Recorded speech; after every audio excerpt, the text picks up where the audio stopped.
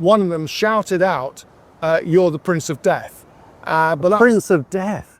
Right, so Meghan and Harry have been absolutely caught red-handed staging fake drama again. And this time, the NYPD themselves have demolished their ridiculous claims. We're going through the royal scandals that have genuinely tarnished Britain's reputation, from Andrew's Epstein connections to their manufactured car chase nonsense. This is what happens when you put self-serving grifters near the crown.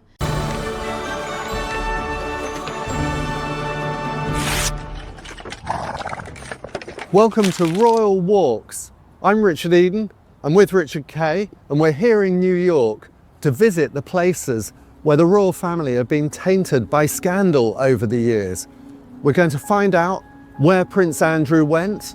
We're going to visit the site of Harry and Meghan's near catastrophic car chase, and we're going to find out why King Charles was once called the Prince of Death.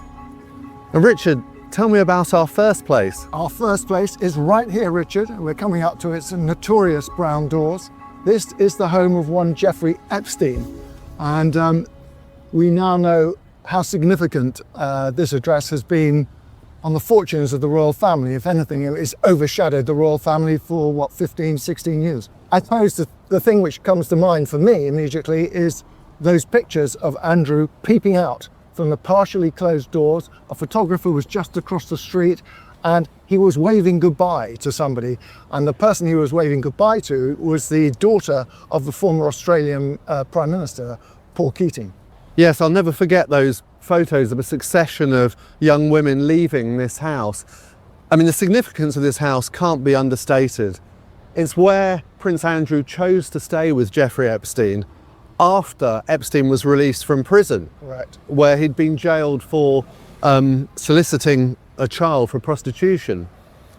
Yeah, and he came here ostensibly, as he told the BBC in that notorious interview with Newsnight, he came here ostensibly to break off the relationship with Epstein. He said it was the gentlemanly thing to do. Now, for you and me, you might think that would take a matter of hours, but Andrew managed to spin this out for days, and it was only after the Epstein tapes began coming out at the beginning of this year and late last year that we discovered he stayed far, far longer, somewhere in the order of 9 days. There was no question that he'd just come here to end his friendship. I mean, we actually found out from the Epstein files that there'd been a party to celebrate his attendance there on his final night. So it was very different from what he had claimed in his Newsnight interview.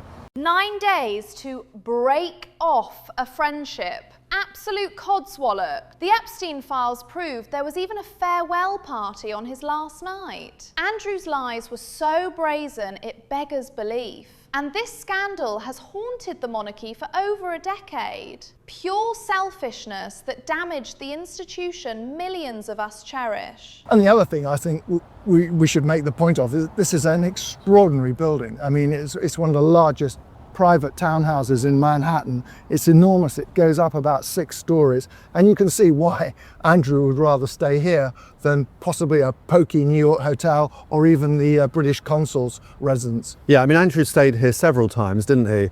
And he could have just stayed at the consul's residence or at a hotel, but you can see why he preferred to be here, very close to Central Park. But it became a home from home. I mean, it wasn't just Andrew. His security detail was billeted here as well. I mean, he treated it like he treated Buckingham Palace. And great thought went into who would come while he was here, didn't it? The guest list, you know, who would be invited to dinner parties. It was a real big deal for Epstein. Epstein employed a party planner to organise that dinner that you were talking about. I know it's a beautiful house, but to be honest, I do find it a bit creepy being here. You know, it's still, even though it was years ago, it's still got that sort of stench of scandal. It certainly has. And the fact is, what happened inside this house and Andrew's presence here has dogged the royal family ever since. And we're talking about 2010 when this occasion was. And here we are 16 years later. And the impact of his stay here is still being felt today. I'll never forget that photograph in the newspapers of Prince Andrew with his face sort of just peeping out of the door. It's almost as if he knew that what he was doing was wrong. It was a very creepy image, wasn't it? He was grinning and waving goodbye to a girl as she left. And he obviously didn't want to be seen or to be photographed to be here, which makes it all worse for me. But actually the most damning photographs were not, even more memorable than the one outside Jeffrey Epstein's house. And probably even more significant, the photograph, of course, showed Epstein and Prince Andrew without a care in the world, for all it seems. They were walking through Central Park, chatting away to one another, out for a daily constitution. Andrew, of course, later said that the reason why he was in New York was to break off his relationship with Epstein. And yet, as we've already discussed, this break-off took about 9 days, and it included the walk. I'll never forget seeing those photos on the front of the newspaper. You just thought, what on earth was he doing? Here he was, out for this jolly walk in the park with the man who'd just been released from prison on child sex offences. It was appalling. It was one of those real sort of, what we call a sort of marmalade dropping breakfast moment. It really was. And of course, it was only much later that the true significance of the picture emerged. But it ranks, I think, the pair of them walking, the photograph of them, it ranks alongside the picture in the whole scandal of Andrew with his arm around the bare-waisted Virginia Giuffre. Definitely. It precipitated his removal as the UK trade ambassador. Within a few months, I broke the story in the Daily Mail about how the government had finally tired of his antics. And then, of course, years later, when he sat down with Emily Maitlis for that interview, he claimed that he'd come over here just to break off the relationship, and yet he was able to spend time going on a constitution with him. Well, and they looked just like it was a sort of jolly stroll in the park, didn't they? There wasn't any sense that he was telling him he didn't want to see him again. I think you're right, Richard. I think that's exactly what it was, a stroll in the park. Those Central Park photos completely destroyed his story, didn't they? Two chums having a lovely constitutional, not someone delivering difficult news about ending things. The evidence was so damning, it forced his removal as trade ambassador within months. Actions have consequences, even for princes. So now we're going from one troublesome prince to another. And interestingly, a man who also, like Andrew, served in the military. So where are you taking me? We're going in that direction.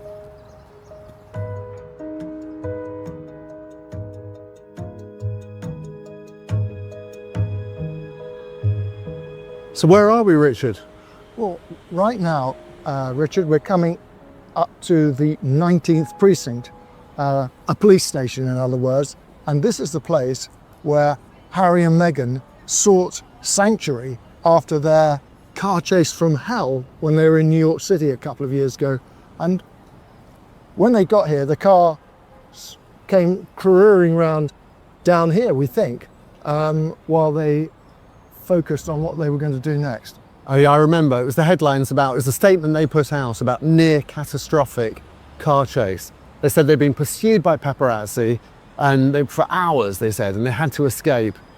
We have to be very careful about car chases, and there is no doubt that there were photographers trailing around after them. But the police, NYPD, said that their safety was never a concern. But they did acknowledge the presence of photographers. Yes, and I remember, so when they were here, they spent a couple of hours, I think, until they transferred to a local taxi. I know. Because they were staying at a friend's house. Significantly, they hadn't chosen to stay at some, hotel with protection. They were going to a friend's house. And then they had this extraordinary ride with a taxi driver, didn't they? Extraordinary. They just got they called a taxi and they were driven to their destination. And the taxi driver later gave an interview and said, I don't really know what all the trouble was about. We certainly weren't in a high-speed chase. You can't drive at high speed in the streets of Manhattan. I mean, you crawl along at best. They were behind us. I mean, they stayed on top of us. That was pretty much it. There was nothing more, They kept their distance. It's just like journalists, just like everybody else, trying to get pictures, make a quick buck. I mean, that was the key thing, wasn't it? I think it was high speed that kind of made everyone laugh because, we're here in New York and no vehicle seemed to really move at high speed. That's absolutely true, but I think we have to point out that car chasers, paparazzi, there is an issue that the royal family have, and it all dates back, particularly for Harry, to the death of his mother in Paris in 1997, when she was being pursued by photographers on scooters and other cars, and it led to the crash, although the police report and official inquiries, if not exactly exonerating the photographers, made it quite clear that Diana was being driven at great speed by a man who was unfit to be behind the wheel. He was over the drink drive limit. I mean, what I found so odd was, why Harry and Meghan were staying at a friend's house while they were here.